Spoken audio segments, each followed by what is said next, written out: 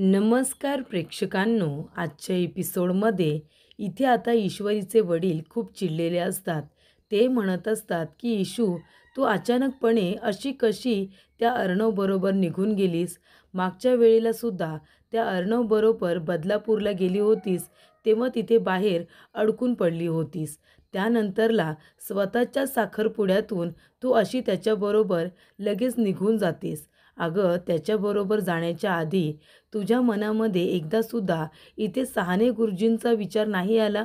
म्हणजे सहाने गुरुजी हे तुझे होणारे आता सासरे आहेत. त्यांना हार्ट अटॅक आला होता, पण तू त्यांच्या तब्येतीची चौकशी नाही केलीस. पण त्या अर्णवच्या बहिणीची तब्येत बिघडली, तर तू त्याच्याबरोबर लगेच तिच्याकडे जायला मात्र तयार झालीस. याला काय म्हणतात? तू आता नाती जपली पाहिजे इशू. अगं, लग्न ठरले ना तुझं राकेशजींबरोबर? तेव्हा इशू म्हणत असते, बाबा, अहो अंजलीताई खरंच खूप चांगल्या आहेत आणि त्या माझ्या अगदी जवळच्या आहेत. तुम्हाला माहिती नसेल म्हणून सांगते बाबा, प्लीज गैरसमज करून घेऊ नका. पण अंजलीताईंनी खूप जीव लावलाय मला. माझ्यावरती खूपच जास्त प्रेम करतात त्या आणि म्हणून मी त्यांच्यासाठी तिथे गेले. तेव्हा इथे तिचे बाबा म्हणत असतात, अगं पण इशू बाळा, आता तुझं लग्न कुणाबरोबर ठरलंय? राकेशजींबरोबर ठरलंय ना? मग आता नाती गोती तुला जपायला नको का? तुला एकदासुद्धा असं नाही वाटलं का की राकेशजींना विचारावं की सहाने गुरुजी आता कसे आहेत? तू त्या अर्णवबरोबर निघून गेलीस, एकदा तरी त्यांचा विचार आला तुझ्या मनात? नाही ना? हे बघ बाळा, मला फक्त एवढंच म्हणायचं आहे की त्या अर्णवपासून तू जरा 10 हात लांबच राहा. त्यांच्याने आपली बरोबरी होऊ शकत नाही. तेव्हा इथे प्रेक्षकांनो, आता ईश्वरी मनामध्ये म्हणत असते, खरंच काय हवंय माझ्या मनाला? एकदासुद्धा मी सहाने गुरुजींना का नाही विचारलं? म्हणजे माझ्या मनामध्ये नक्की आहे तरी कोण, हे माझं मलाच कळत नाही आहे. त्यानंतर प्रेक्षकांनो, इथे आता अर्णव विचार करत असतो. ज्या पद्धतीने लावण्या ईश्वरीला बोललेली असते की तू इथे काय करतेस माझ्या सासरी? माझा आणि इथे आता अर्णवचा साखरपुडा झालाय, वी आर एंगेज्ड. मग तू माझ्या सासरी तुझं ते फडतूस क्लाउड किचन आता शिफ्ट केलेस का? आज तुझा साखरपुडा होता, तर तू आज इथे काय करतेस? तुझं ते फडतूस क्लाउड किचन चालत नाही आहे का आता? काप नाही आहे तुला तिथे, म्हणून तू माझ्या उठसूट सासरी निघून येतेस? असं ज्या पद्धतीने लावण्या ईश्वरीला बोललेली असते, तिचा अपमान केलेला असतो, ते अर्णवला अजिबात आवडलेलं नसतं. तेव्हा इथे आता मामा येतात आणि म्हणत असतात की अर्णव, अरे काय झालं, कसला विचार करतोयस? तेव्हा अर्णव आपल्याच तंद्रीमध्ये असतो. तेव्हा मामा विचारतात, अर्णव, अरे सांगतोयस ना काय झालं, कसला विचार करतोयस? तेव्हा अर्णव म्हणतो, नाही मामा, कसला विचार करत नाही आहे. तेव्हा मामा म्हणतात, लावण्याचा विचार करतोयस का? तेव्हा अर्णव म्हणतो, हो, पण जाऊ दे, आता ते सगळं माझ्या आयुष्याचा भाग होऊन गेलेत, त्याच्यामुळे आता त्याचा विचार काय करायचा? तेव्हा मामा म्हणतात की मला तुला जावई बापूंबद्दल बोलायचं आहे. जावई बापूंना आपण किती लवकर फोन करून सांगितलं आहे, सकाळीच फोन केला आहे ना, पण अजूनपर्यंत जावई बापूंचा पत्ता नाही आहे. अंजलीची किती काळजी आहे ना त्यांना, हे ह्याच्यावरूनच कळतं आहे. तेवढ्यातच प्रेक्षकांनो, राकेश बाहेर आता आलेला असतो. राकेश म्हणतो की ईश्वरीजी गेल्या असतील, ईश्वरी गेल्यानंतर मी इथे आलो आहे, म्हणजे यायला मला उशीरच झाला आहे. तेव्हा सगळेजण विचारतील की फोन इतक्या लवकर केला तरीसुद्धा यायला इतका उशीर का? मग त्यांना आता पटेल असंच कारण द्यायला हवं ना, काहीतरी करायला हवं. तेव्हा इथे आता बाहेरच्या भिंतीवरती राकेशने जोरात आता डोकं आदळलेलं असतं, अशी टक्कर मारलेली असते. तेव्हा ती भिंत त्याच्या डोक्याला लागते आणि इथे आता डोक्यातून रक्त येतं, कपाळातून त्याच्या रक्त येतं. तेव्हा इथे मामा म्हणत असतात की जावई बापूंचं वागणं मला खटकते अर्णव, तुला जे काही बोलायचं आहे ते तू बोल. तेव्हा अर्णव म्हणतो, बरं ठीक आहे, आपला शोध सुरू आहे ना, पाटीलला मी सांगितले माहिती काढायला. तेवढ्यातच प्रेक्षकांनो, इथे बघा, राकेश आता धावत पळत आलेला असतो. राकेश म्हणत असतो, जरा जास्तच लागलंय, पण ठीक आहे, आता या लोकांचा विश्वास बसावा म्हणून इतकं लागलंय ते चांगलंच आहे. तेव्हा इथे राकेश म्हणतो, कशी आहे अंजली, कशी आहे माझी अंजली? तिला जास्त लागलं तर नाही आहे ना? कुठे आहे ती? काय झालं तिला अचानकपणे? डॉक्टर काय म्हणाले? तेव्हा इथे अर्णव म्हणतो, जीजू, 1 मिनिट तुम्ही शांत व्हा, प्लीज शांत व्हा. ताई आता एकदम ठीक आहे, डॉक्टर तिला चेक करून गेलेत, घाबरण्यासारखं काहीच नाही आहे. पण तुम्हाला हे काय झालं, तुमच्या डोक्याला काय लागलं? तेव्हा इथे राकेश आता खोटं नाटं सांगायला सुरुवात करतो की मी इथे मीटिंगमध्ये होतो, त्यानंतरला ही बातमी मला कळली आणि मग मला काही सुचेनाच. मला एकदम धक्का बसला आणि त्यानंतर मी तिथून यायला निघालो आणि मग त्या पायऱ्यांवरतीच मला चक्कर आली आणि मी खाली कोसळलो. त्यानंतरला मी कितीतरी वेळ तिथेच पडून होतो. मग काही लोकांचं माझ्याकडे लक्ष गेलं. त्यांनी माझ्या तोंडावरती पाणी शिंपडलं आणि मग मी शुद्धीवरती आलो. पण माझी अंजली कशी आहे? बरी आहे ना ती आता? तेव्हा मामा म्हणतात, "हो, हो, बरी आहे ती आता. पण इतका वेळ तुम्ही तिथे पडून होता आणि तुमच्याकडे कुणाचंच लक्ष नाही गेलं?" तेव्हा प्रेक्षकांनो इथे आता फोन आलेला असतो. ते म्हणजे ईश्वरीच्या बाबांचा. पण इथे राकेश आता फोन उचलताना म्हणतो, की "मी ज्या क्लायंटला भेटायला गेलो होतो ना, ज्यांच्याबरोबर माझी मीटिंग होती, त्यांचा फोन आला आता." तेव्हा इकडे ईश्वरीचे बाबा म्हणतात, "काय मग राकेशजी, पोचलात का तुम्ही व्यवस्थित?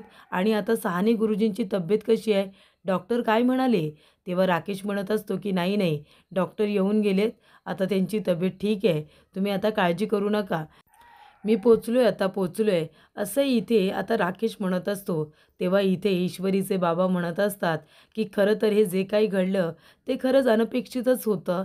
म्हणजे बघा ना, आजच तुमचा आणि ईश्वरीचा साखरपुडा होता आणि आजच्याच दिवशी सहाने गुरुजींना हार्ट अटॅक यावा म्हणजे खरंच मलाच आश्चर्य वाटते. पण जाऊ दे, ज्या काही गोष्टी घडतात त्या नशिबावरती सोडायच्या असतात." तेव्हा प्रेक्षकांनो इथे आता मामा म्हणत असतात, "म्हणजे जावई बापू, तुम्हाला इतकं लागलं, मग तुम्ही इथे येण्यापेक्षा डॉक्टरांकडे का नाही गेलात? ही जखम जरा ताजीच आहे, डॉक्टरांना दाखवायची ना." तेव्हा इथे राकेश म्हणतो, "मामा, माझ्या बायकोची तब्येत ठीक नसताना मला या अवस्थेमध्ये डॉक्टरांकडे जाण्याचं सुचणार तरी आहे का? असं कसं बोलताय तुम्ही? मला खरंच डॉक्टरांकडे जायचं सुचेल का? तेव्हा मी माझ्या बायकोला भेटण्यासाठी घाईघाईने आधी घरी आलो आहे. कुठे आहे माझी अंजली? आधी मी तिला भेटणार. अंजलीपेक्षा काही महत्त्वाचं नाही आहे माझ्यासाठी. कळतंय तुम्हाला?" आणि तो अंजली, अंजली करत तिथून निघून जातो. तेव्हा इथे मामा म्हणत असतात, "बघितलंस ना अर्णव? अरे जावई बापू खोटं बोलतायत." तेव्हा अर्णव म्हणतो, "मामा, अरे असं काय करतोयस? ते म्हणाले ना डोक्याला लागले." तेव्हा मामा म्हणतात, "अरे मला कळत नाही का? डोक्याला लागलेली जखम किती ताजी आहे तुला दिसत नाही आहे? आपण त्यांना कधी फोन केला आहे? तिथून जर ते पडले असते तर एव्हाना ती जखम सुकली असती आणि ती काळी पडली असती. पण ही तर ताजी-ताजी जखम आहे, आत्ताच लागल्यासारखी. मला माहिती आहे ना, जावई बापू खोटं बोलत आहेत आणि मला नक्कीच माहिती आहे, की आपण जो शोध सुरू केला आहे ना, तो थांबवायला नाही पाहिजे. आपण या सर्व गोष्टींच्या मुळाशी गेलं पाहिजे. जावई बापूंचा खोटारडेपणा एक ना एक दिवस आपल्या समोर आल्याशिवाय राहणार नाही. हवं तर बघ मामांना पूर्णपणे खात्री असते की इथे राकेश त्या लोकांना फसवतोय. त्यानंतर प्रेक्षकांनो ईश्वरी शांतपणे बसलेली असते. तेव्हा तिला आठवतं तिचे बाबा म्हणालेले असतात, की "तू त्या अर्णवबरोबर निघून गेलीस, पण तुला एकदा तरी त्या गुरुजींची, सहाने गुरुजींच्या तब्येतीची चौकशी करावीशी वाटली नाही ना? तू त्या अंजलीची चौकशी करायला गेलीस, पण सहाने गुरुजींबद्दल तुला काहीसुद्धा वाटलं नाही." त्यानंतर प्रेक्षकांनो लावण्य म्हणालेली असते, की "आमच्या दोघांचा साखरपुडा झालाय. We are engaged. हे माझं सासर आहे, कळलं ना? इथे उठसूट येत जाऊ नकोस. मला ते नाही आवडत." त्यानंतर प्रेक्षकांनो इथे आता नम्रता येऊन बसते आणि तेव्हा ती ईश्वरीला म्हणत असते, "येशू, काय झालं? कसला विचार करतेस तू?" तेव्हा इथे नम्रता म्हणत असते, "पण बाबा जे काही म्हणाले त्याचं तुला खरंच वाईट वाटतंय का? पण बाबा जे म्हणाले ते बरोबरच होतं. तुला काय वाटतं? बरोबर बोलले ना? म्हणजे तुझ्या मनामध्ये नक्की काळजी आहे तरी कुणाबद्दल? म्हणजे तू अंजलीताईंना भेटायला लगेच निघून गेलीस. सहाने गुरुजींची साधी चौकशीसुद्धा केली नाहीस. म्हणून म्हणते तुझ्या मनामध्ये नक्की काळजी तरी कुणाची आहे?" तेव्हा प्रेक्षकांनो इथे ईश्वरी म्हणत असते, "ताई प्लीज, आधीच माझ्या मनामध्ये इतका गोंधळ उडालाय आणि त्याच्यामध्ये तू प्लीज असे प्रश्न विचारू नकोस, ज्यांची मी उत्तरं तुला नाही देऊ शकत." तेव्हा इकडे आता नम्रता म्हणत असते, "नाही गं, पण मी तर तुला सहजच विचारलं ना, की तू नक्की कुणाचा विचार करतेयस तुझ्या मनामध्ये?" तेव्हा इथे ईश्वरी म्हणत असते, "ताई, मला खरंच कळत नाहीये." तेव्हा नम्रता म्हणत असते, की "उत्तर द्यायला घाई करू नकोस. जसं इथे लग्नाला होकार दिलास ना, तसं लगेच तुला इथे उत्तर द्यायची गरज नाही आहे.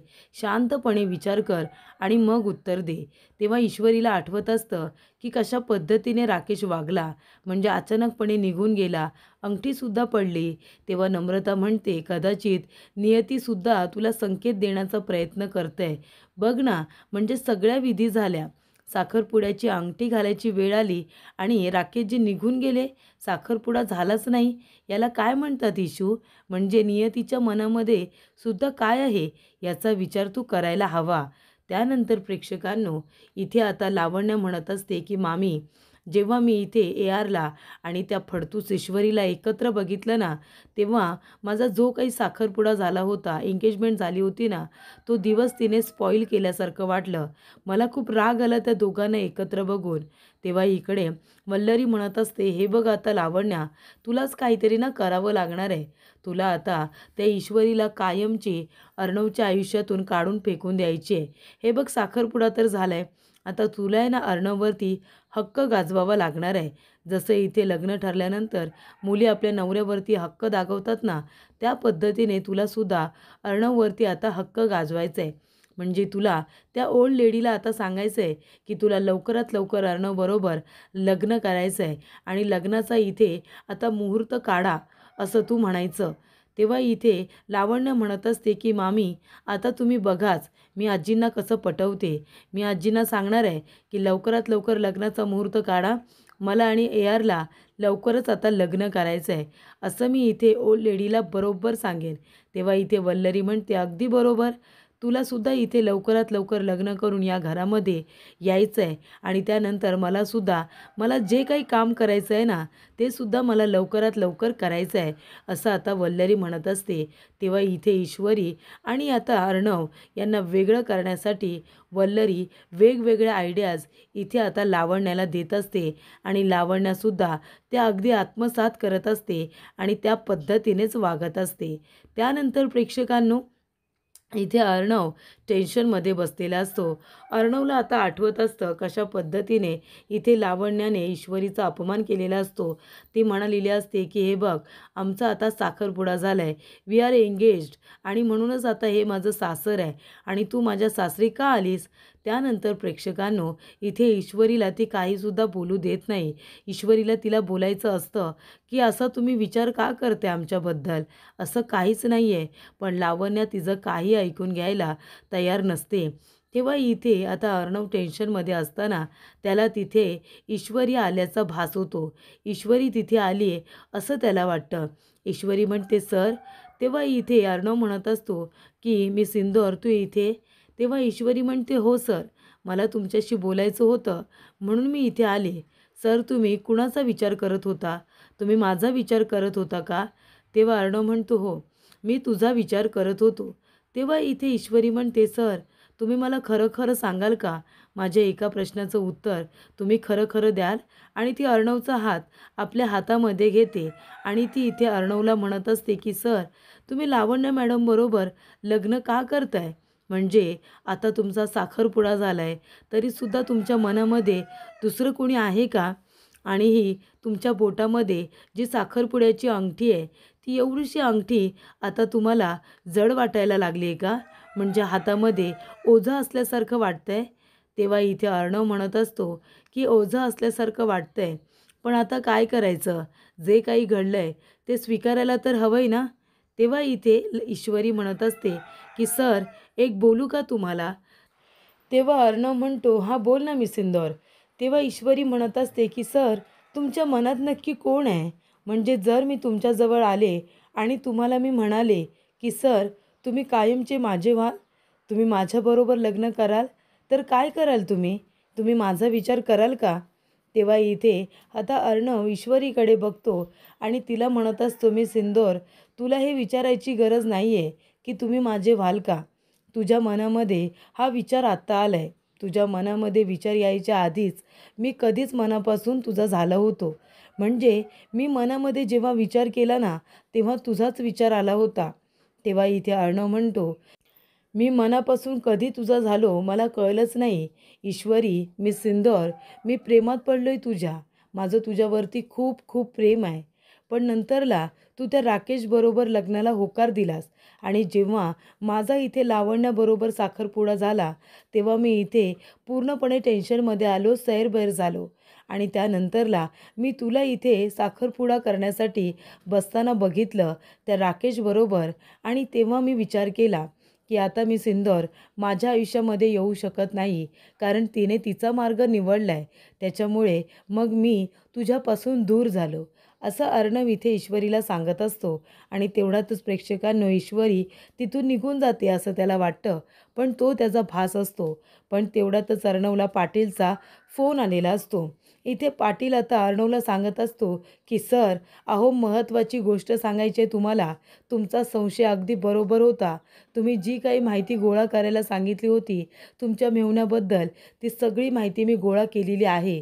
तुम्ही अजिबात काळजी करू नका. मला तुम्हाला लवकरात लवकर भेटून ती माहिती सांगायची आहे. तेव्हा इथे अर्णव म्हणतो, मग वाट कसली बघतोयस, ये ना लवकर घरी. तेव्हा पाटील म्हणतो, हो साहेब मी येतोय, तुम्हाला ती माहिती कधी एकदा सांगतोय असं झालंय मला. तेव्हा इथे आता पाटील इथे राकेशबद्दल सगळी माहिती गोळा करत असतो. हे राकेशला सुद्धा आता कळलेलं असतं. राकेश बघा कसा हसतोय, म्हणजे त्याला कळलंय की पाटील इथे माझ्याबद्दल माहिती गोळा करतोय. आणि तेव्हा इथे पाटील आता अर्णवला भेटायला जाणार, ही गोष्ट त्याला अजिबात आवडलेली नसते. त्यानंतर प्रेक्षकांनो ईश्वरी काम करत असते तेव्हा सुप्रिया तिथे येते. ईश्वरीला म्हणत असते की ईशू, आज जे काही तुझ्या साखरपुड्यामध्ये झालं, तुझा साखरपुडा झाला नाही, राकेशजी निघून गेले, त्याचा जास्त विचार करू नकोस हं बाळा, आणि स्वतःला त्रास करून घेऊ नकोस. तेव्हा ईश्वरी म्हणते, नाही आई, मी स्वतःला त्रास करून घेत नाही आहे आणि हे बघ मी एकदम ठीक आहे, तू नको माझा विचार करू. तेव्हा प्रेक्षकांनो इथे सुप्रिया म्हणत असते, इशू बाळा, पण तुला मी खरं सांगू का, म्हणजे मी तुझ्या बाबांजवळ अजून या विषयावरती बोललेले नाही आहे, कारण ते माझं नाही ऐकून घेणार. पण मी तुला खरं सांगू का बाळा, म्हणजे आज साखरपुड्यामध्ये जे काही घडलं, म्हणजे इथे जावई बापू म्हणजे राकेशजी तुला अंगठी न घालताच इथे उभे काय राहिले, सहाने गुरुजींना हार्ट अटॅक आला म्हणून अचानकपणे निघून काय गेले, म्हणजे मला कळलंच नाही गं. म्हणजे आत्तापर्यंतचे राकेशजी आणि आजचे राकेशजी मला एकदम वेगवेगळे वाटले. तेव्हा ईश्वरी म्हणते, हो आई, म्हणजे तुला जसं वाटतंय ना, मलासुद्धा अगदी तसंच वाटतंय. तेव्हा सुप्रिया म्हणते, हो ना, म्हणजे बघ ना, असं संशय येण्यासारखेच वागले ना ते. राकेशजी एवढे का घाबरले ते मलासुद्धा कळलं नाही. म्हणजे अचानकपणे अंगठी घालता घालता अंगठी पडली, ते उभे राहिले आणि म्हणाले की नाही नाही, मला जावंच लागेल, आता माझं मन काही लागत नाही आहे, आणि ते लगेच निघून गेले. म्हणजे साखरपुड्याची घाई करणारे राकेशजी साखरपुडा न करता एक बातमी काय त्यांना कळली, तर ते लगेचच्या लगेच निघून गेले. ही गोष्ट माझ्या मनाला खरंच खटकते. तेव्हा ईश्वरी म्हणते, हो ना आई, मी काय म्हणते, आपण एक काम करूया ना, हे आपण स्वतः राकेशजींनाच विचारूया की नक्की ते एवढे घाबरले तरी का, आणि अचानकपणे साखरपुडा सोडून जायची एवढी काय गरज होती, आपण हे त्यांना विचारलं पाहिजे. तुला काय वाटतं? तेव्हा सुप्रिया म्हणते, हो ना, तुलासुद्धा असंच वाटतं ना, मग आपण त्यांना विचारूच या. तेव्हा इथे आता ईश्वरी म्हणते, आई तू नको काळजी करू, मी विचारेन हवं तर त्यांना. त्यांचं वागणं हे मलासुद्धा खटकलं आहे. अचानकपणे साखरपुड्यातून निघून गेले आणि त्यानंतरला त्यांनी फोन करून साधी चौकशीही केली नाही, अगदी कुणाचीच. त्यानंतर प्रेक्षकांनो इथे ईश्वरी म्हणते, आई तू नको काळजी करू, आपण त्यांच्याशी बोलूया, त्यांना विचारूया त्यांच्या अशा वागण्यामागचं कारण नक्की काय आहे, ते आपल्यालासुद्धा कळायला हवं. तर इथे राकेश ज्या पद्धतीने वागलेला असतो, सगळ्यांनाच त्याच्या वागण्यावरती आता संशय आलेला असतो. कारण साखरपुडा करायचा आहे, लवकरात लवकर साखरपुडा करायचा आहे, असं राकेशच म्हणत असतो. आणि जेव्हा साखरपुडा होत होता तेव्हा मात्र तो गडबडला होता. लगेचच म्हणतो की इथे सहाने गुरुजींची तब्येत ठीक नाही आहे ना, त्यांना हार्ट अटॅक आला आहे, आणि तरीसुद्धा तो इथे घाईघाईने ईश्वरीला अंगठी घालणार असतो. पण दाराकडे बघितल्यानंतर तिथे अर्णव आलेला असतो, आणि अर्णवला बघितल्यानंतर इथे राकेशच्या पायाखालची जमीनच सरकते आणि तो तिथून पळ काढतो. तेव्हा इथे ईश्वरीला या सगळ्या गोष्टी आता आठवत असतात आणि तिलासुद्धा कळतं की नक्कीच काहीतरी गडबड आहे, पाणी कुठेतरी मुरतंय, आणि तीसुद्धा आता विचार करत असते. त्यानंतर प्रेक्षकांनो पुढील भागामध्ये इथे राकेश आलेला असतो आणि तो म्हणतो, मी काय म्हणतो मग तुम्हाला सासरेबुवा, म्हणजे काका, माझं असं म्हणणं आहे की आपण लवकरात लवकर साखरपुडा केला पाहिजे ना. तेव्हा इथे काका म्हणतात, नाही, आता साखरपुडा इथे करायची गरज नाही आहे, ज्या दिवशी लग्न असेल ना त्या दिवशी लवकर सकाळी आपण साखरपुडासुद्धा उरकून घेऊ.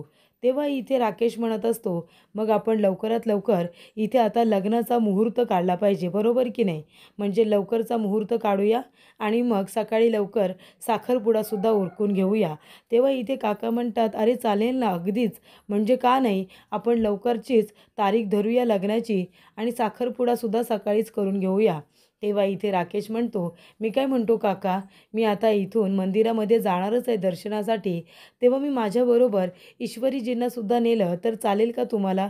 तुमची काही हरकत तर नाही आहे ना? तेव्हा सुप्रिया म्हणत असते, नाही ते बरोबर आहे, आमची काही हरकत नसेल, पण अजून तुमचा साखरपुडासुद्धा झालेला नाही आहे आणि मग असं एकत्र बाहेर मध्ये वगैरे जायला नको नाही का? म्हणजे आधी तुमचं लग्न ठरलं नव्हतं, तेव्हा फक्त मैत्री होती, पण ठीक आहे. पण आता लग्न ठरले ना, म्हणून म्हणते. तेव्हा इकडे आता काका म्हणतात, अगं असू दे ना, काही हरकत नाही. राकेशजी तुम्ही तिला घेऊन जा, पण लवकरात लवकर तिला घरी आणून सोडा.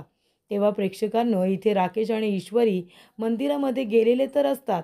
तेव्हा ईश्वरी राकेशला म्हणत असते, की राकेशजी साखरपुड्यामधून तुम्हाला इथे फोन आला आणि तुम्ही लगेचच निघून गेलात. असं का केलंत तुम्ही? तुम्ही इतके गडबडलात का? आणि साखरपुडा न करताच निघून गेलात? तर प्रेक्षकांनो इथे राकेश आता टेन्शनमध्ये आलेला असतो. तर इथे पाटीलने अर्णवला सांगितलेलं असतं, की 4थ्या वकिलाचा पत्ता सापडला आहे आणि तो तुमच्या बहिणीचा नवरा आहे. पण साहेब, अहो तो वकील-बिकील नाही आहे, असं इथे पाटीलने अर्णवला सांगितल्यानंतर अर्णवला खूप मोठा धक्का बसलेला असतो, की इथे राकेश आता वकीलच नाही आहे हे कळतं.